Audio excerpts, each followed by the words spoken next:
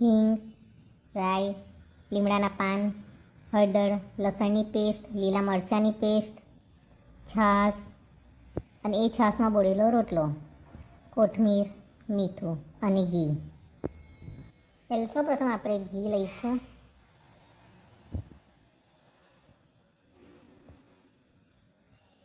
ઘી એમાં આપણે રાઈ નાખીશું. રાઈ તતળે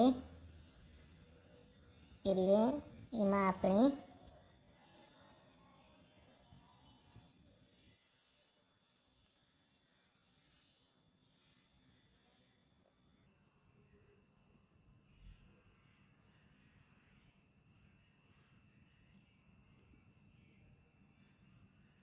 રાઈ તતળે એટલે એમાં આપણે જીરું અને હિંગ નાખીશું. જ્યાં સુધી રાઈ ન તતળે ત્યાં સુધી આ નખાશે નહીં તો રાઈ કાચી લાગશે અને રોટલો કડવો થઈ જશે. લીમડાના પાનનો વઘાર કરીશું. હવે લસણની પેસ્ટ બરાબર સાંતળીશું. મરચાંની પેસ્ટ સાંતળી લઈશું.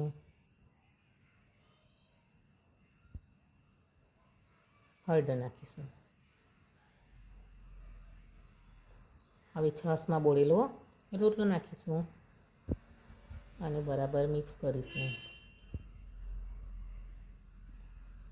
છાશ અને રોટલાને કન્ટિન્યુ હલાવતા રહીશું, નહીં તો છાશ ફાટી જશે.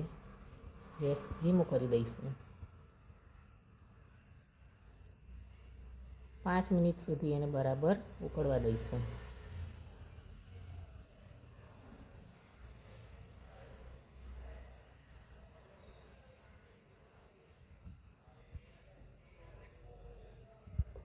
પાંચ મિનિટ ઉકળ્યા બાદ હવે આપણો રોટલો તૈયાર છે.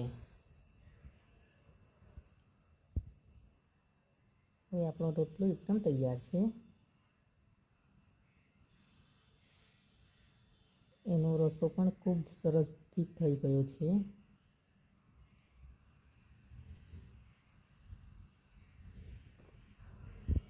હવે સ્વાદ પ્રમાણે મીઠું એમાં ઉમેરીશું.